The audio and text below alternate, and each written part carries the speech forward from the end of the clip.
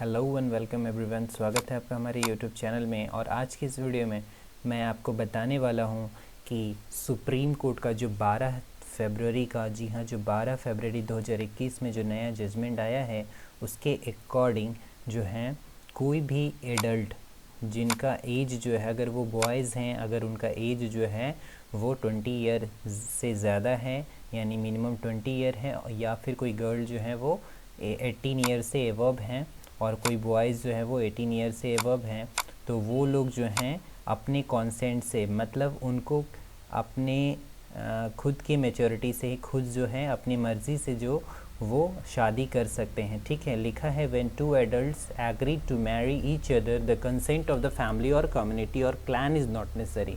किसी फैमिली से परमिशन लेने की ज़रूरत नहीं है, उनको किसी कम्युनिटी से ज़रूरत नहीं है, यहाँ तक कि उनको अपने क्लैन, जिसको गोत्र हम लोग बोलते हैं, वो गोत्र से भी परमिशन लेने की ज़रूरत नहीं है, बशर्ते वो दोनों एडल्ट होने चाहिए। ठीक है, तो इस जजमेंट में आखिर ऐसा क्या था जिसमें सुप्रीम कोर्ट ने जो है 12 फरवरी यानी कि फ्राइडे को ये कहा है कि जब कोई दो एडल्ट, ठीक है, व्हेन टू एडल्ट, कोई भी दो एडल्ट जो हैं एग्री हो जाते हैं मैरी करने के लिए, एक दूसरे से शादी करने के लिए, तो उस समय कॉन्सेंट ऑफ द फैमिली का कॉन्सेंट हो या फिर कम्युनिटी का कॉन्सेंट या क्लैन का कॉन्सेंट जो है वो नेसेसरी नहीं माना गया है।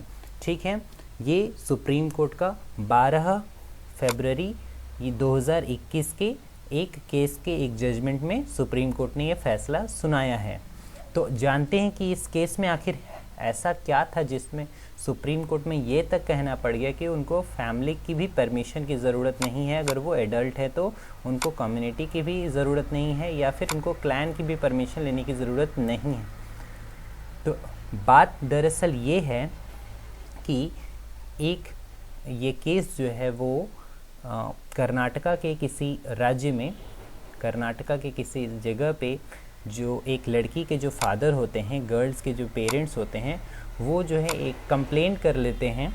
ठीक है, वो अपने बच्चे यानी कि उनकी जो बेटी है, अपने बेटी के मिसिंग होने का वो कंप्लेंट जो है वो एफआईआर करवाते हैं कि मेरी बेटी जो है वो गुम हो गई है। इस पे वो एक एफआईआर करवाते, बशर्ते अगर उसकी फादर को ये पता था, ठीक है, कि उसके फादर को ये पता था कि उसकी बेटी जो है किसी दूसरे लड़के से शादी कर ली, उसके फादर को ये पता था, फिर भी उसके फादर ने क्या किया, अपनी बेटी को परेशान करने के लिए वो जो है उनके फादर जो हैं पुलिस में कंप्लेन कर देते हैं कि उनकी बेटी जो है वो गायब हो गई है। ठीक है, even after knowing about her whereabouts and the fact that she got married, उनको ये पता था कि उनकी बेटी शादी कर चुकी है, इसके बाद भी जो है वो जो लड़की के पिता है वो पुलिस में कंप्लेन करवा देते हैं अपने बेटी के मिसिंग होने का। तो इन्वेस्टिगेटिंग ऑफिसर जो है वो अब परेशान करने लगता है। ठीक है, वो क्या कहता है, इन्वेस्टिगेटिंग ऑफिसर जो आईओ होता है वो कहता है, लड़की को फ़ोन करके बोलता है कि आपको जो है, आपको मुरूद पुलिस स्टेशन, जहाँ पे लड़की का पुलिस स्टेशन होता है, अपना ओरिजिनल पुलिस स्टेशन, घर का पुलिस स्टेशन जो था, वहाँ पे बोला पुलिस ने इन्वेस्टिगेटिंग ऑप्शन में, आपको यहाँ आके एक स्टेटमेंट फाइल करना होगा। ठीक है, जिससे कि केस को क्लोज़ किया जाए। तो यह बात सुनकर लड़की जो है वो परेशान हो जाती है।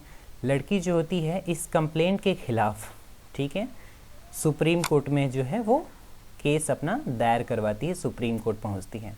सुप्रीम कोर्ट जो है इन्वेस्टिगेटिंग ऑफिसर को, क्योंकि इन्वेस्टिगेटिंग ऑफिसर ही according to the statement of girl, लड़की के स्टेटमेंट के हिसाब से, जो लड़की जो शादी कर चुकी थी उनका स्टेटमेंट था कि जो इन्वेस्टिगेटिंग ऑफिसर है वो जो है क्या कह रहा है, कर्नाटका बुला रहा है।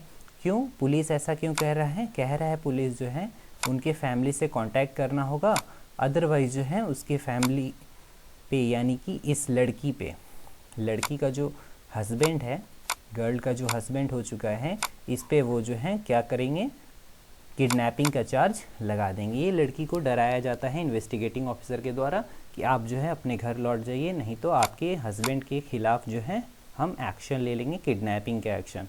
तो इसलिए जो है लड़की गुस्से होकर सुप्रीम कोर्ट पहुंचती है। सुप्रीम कोर्ट जो है काफ़ी समझने के बाद, केस को समझने के बाद, सुप्रीम कोर्ट कहता है the way forward for police officer is not only to consult the current IO but also to have a training program to deal with such cases for the benefit of police personnel.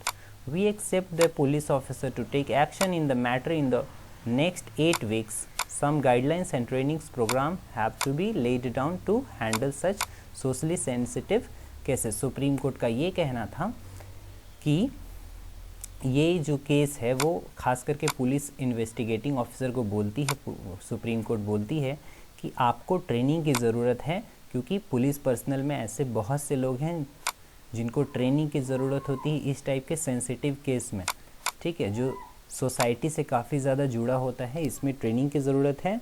Police personal को बोलते हैं कि आपको 8 दिन का जो है timeline दिया जाता है, आप लोग जो है एक गाइडलाइन इशू करें या फिर किसी प्रोग्राम के ज़रिए अपने पुलिस ऑफिसर को ट्रेन करवाएं, ताकि इस तरह के जो हैं सोशली सेंसिटिव केस हैं उसको हैंडल किया जाए। इसके बाद इसके साथ साथ सुप्रीम कोर्ट ये भी कहते हैं कि जो भी एजुकेटेड यंग बॉयज़ हैं, ठीक है, सुप्रीम कोर्ट का जजमेंट है वो कहता है educated young boys and girls, यानी कि जो बच्चे या बच्चियाँ, ठीक है, जो एजुकेटेड है, शिक्षित है, पढ़े लिखे हैं, आर चूजिंग दियर स्पाउसेस, मतलब आजकल के जो मॉडर्न कल्चर के हिसाब से आजकल के 2021 2020 इन सालों में जो एजुकेटेड बच्चे हैं, ठीक है, वो क्या करते हैं, अपनी मर्ज़ी से स्पाउस यानी पति या पत्नी को चुनते हैं, which is different from the earlier norms of the society. ठीक है, पुराना नॉर्म्स जो सोसाइटी का नॉर्म्स में क्या था कि पेरेंट्स को चुनना पड़ता था, अपने बेटा या बेटी के लिए लड़का लड़की पेरेंट्स चुनते थे। तो उसके अर्लियर नॉर्म्स के हिसाब से, सोसाइटी के पुराने रीति रिवाज के हिसाब से अब क्या हो रहा है, उसका उल्टा हो रहा है कि पढ़े लिखे जो भी हैं लड़के लड़कियां वो अपने पेरेंट्स के खिलाफ जाकर शादी कर ले रहे हैं। तो इसका फ़ायदा क्या हो रहा है, सुप्रीम कोर्ट कहता है कि जो एजुकेटेड यंग बॉयज़ और गर्ल्स हैं वो लोग कास्ट नहीं देखते हैं और ना ही कम्युनिटी देखते हैं। ठीक है, ये काफ़ी ज़्यादा महत्वपूर्ण रोल निभाता था पुराने ज़माने में, कास्ट देखा जाता था, कम्युनिटी देखा जाता था। ठीक है, तो इससे क्या था, जाति प्रथा का जो था वो भी बढ़ावा होता था। तो सुप्रीम कोर्ट का कहना है कि this is probably the way forward where such intermarriages will reduce the tension of caste and community. कहता है कि जो एजुकेटेड यंग बॉयज़ और गर्ल्स हैं जो इस तरह की सोच रख रहे हैं और इंटर कास्ट मैरिज कर ले रहे हैं, तो ये हमारी सोसाइटी के लिए आने वाले समय के लिए एक अच्छी सोच है। इससे क्या होगा, हमारे देश में भेदभाव जो है, डिस्क्रिमिनेशन जो है वो काफ़ी हद तक कंट्रोल होगा। इसलिए सुप्रीम कोर्ट इसके साथ साथ एक चीज़ और कहते हैं कि these youth face threat from Elder.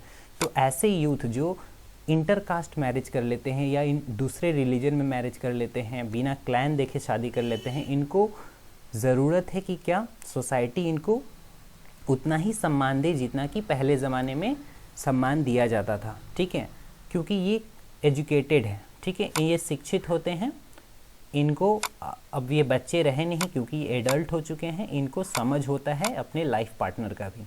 ठीक है, इसलिए सुप्रीम कोर्ट का कहना है कि जो पेरेंट्स जो धमकियाँ देते हैं, एल्डर्स जो होते हैं वो धमकियाँ देते हैं, ठीक है, वो बंद होनी चाहिए। So the courts have coming forward to help these youth. अगर पेरेंट्स ऐसा नहीं करते हैं तो कोर्ट ज़रूर इन यूथ को मदद ज़रूर करेगी। जो भी एडल्ट बॉयज़ और गर्ल्स हैं जो शादी करना चाहते हैं, इंटर कास्ट के हैं, इंटर रिलीजन के हैं, तो सुप्रीम कोर्ट उनको मदद करेगी। ठीक है, तो इसमें एडल्ट लोग जो धमकी देते हैं, एल्डर लोग जो धमकी देते हैं, वो थ्रेट अब काम नहीं करने वाला है, क्योंकि सुप्रीम कोर्ट ने खुद कहा है कि हम इसके गार्जियन हैं, हम इसकी रक्षा करेंगे। इसके साथ साथ उन्होंने, सुप्रीम कोर्ट ने ये भी कहा है कि इस तरह के जो मैरिज होते हैं, ठीक है, ये किसी क्लास बेस्ड पे नहीं होता है, किसी कलेक्टिव थिंकिंग पे नहीं होता है। मीन्स जो मैरिज है वो मैरिज क्या है, देखिए यहाँ लिखता है दियर कॉन्सेंट इज गिवन प्रायोरिटी। मतलब सुप्रीम कोर्ट जो है एडल्ट यानी कि बॉय एडल्ट और गर्ल एडल्ट का, ये दोनों का कंसेंट प्रायोरिटी रखता है। मायने क्या रखता है कि ये दोनों अपनी मर्जी से कर रहे हैं या नहीं। अगर क्या मान लेते हैं कि फोर्सफुल करा दिया जाए मैरिज, फोर्सफुल मैरिज होता है तो क्या होता है, तुरंत डाइवोर्स भी हो जाता है। ठीक है, अगर दोनों अपने कॉन्सेंट से रह रहा है, एडल्ट हैं, तो सुप्रीम कोर्ट उसको कोई रोक टोक नहीं करेगी। It was observed in this context that a person's choice is an integral part of the dignity। क्योंकि हमारे प्रियम्बल में डिग्निटी जो शब्द है, हमारे कॉन्स्टिट्यूशन में इंडिविजुअल की डिग्निटी को मान्यता दिया गया है। तो अगर कोई इंसान अपनी मर्जी से शादी कर रहा है तो वो उसकी डिग्निटी अपने डिग्निटी के अकॉर्डिंग कर रहा है, ठीक है, वो उसका सोच है, ठीक है, वो उस अपने इंडिविजुअल का इंटीग्रल पार्ट है, उसका डिग्निटी का ही आंतरिक हिस्सा है, ठीक है। तो इस तरह से सुप्रीम कोर्ट जो है इसकी सख्त जो है इसके सपोर्ट में है सुप्रीम कोर्ट। और कहते हैं सुप्रीम कोर्ट का कहना है कि सच राइट्स और choices can not be eliminated because of the concept of class respect, ठीक है, क्लास के रेस्पेक्ट में या कलेक्टिव थिंकिंग में कि सोसाइटी क्या कहता है, इसके खिलाफ जो है सुप्रीम कोर्ट जो है ये जजमेंट देती है कि नहीं, जो भी एजुकेटेड हो चुके हैं वो खुद से अपना पार्टनर जो है वो चुन सकते हैं। वो किसी भी कास्ट का हो सकता है, किसी भी रिलीजन का हो सकता है। और इस तरह के एक नहीं बहुत सारे जजमेंट हैं। और ख़ास करके जो एडल्ट हो चुके हैं उनके लिए स्पेशल मैरिज एक्ट भी होता है, जिसमें वो स्पेशल मैरिज एक्ट के ज़रिए जो है वो शादी कर सकते हैं। और ऐसा शादी जो है ये ख़ास करके हमारे सोसाइटी में एक अच्छा परिणाम भी लाता है, क्योंकि इस तरह के शादी जो होते हैं वो सोसाइटी में जो डिस्क्रिमिनेशन होता है, डिस्क्रिमिनेशन किसके बेस्ड पे, on the basis of caste, caste के बेसिस पे जो भी डिस्क्रिमिनेशन होने वाला रहता है वो ये शादी जो है, ये जो एजुकेटेड पर्सन जो कर लेते हैं ये डिस्क्रिमिनेशन को ख़त्म कर देता है। डिस्क्रिमिनेशन भेदभाव नहीं रहता है। फोर्सफुल मैरिज से क्या होता है, फोर्सफुल मैरिज से जो है बहुत झगड़े वगैरह विवाद ज़्यादा होते हैं, आजकल देखा ही जाता है, जिसका परिणाम होता है कि डाइवोर्स हो जाता है। इसलिए सुप्रीम कोर्ट कहता है कि कॉन्सेंट ज़्यादा ज़रूरी है। वो हस्बैंड और वाइफ के बीच में कॉन्सेंट होना चाहिए, दोनों में सहमति होगी हस्बैंड और वाइफ में, तभी जो है वो एक हैप्पी लाइफ जो है डील कर सकते हैं। और ख़ास करके एक पेरेंट, अच्छा पेरेंट होने के हिसाब से उनको ये भी चाहिए कि उनका बच्चा जो एजुकेटेड हो गया है उनको राइट दिया जाए कि आप जो है अपना लाइफ पार्टनर जो है वो खुद चुन सकते हैं, बशर्ते एज जो है 21 ईयर होना चाहिए, लड़की का एज 18 साल होना चाहिए, ठीक है। अगर वो दोनों अपने कॉन्सेंट से शादी कर रहे हैं तो इसमें कोई बुराई नहीं है। तो आज की इस वीडियो में इतना ही। अगले वीडियो में हम फिर एक नए टॉपिक के साथ मिलेंगे।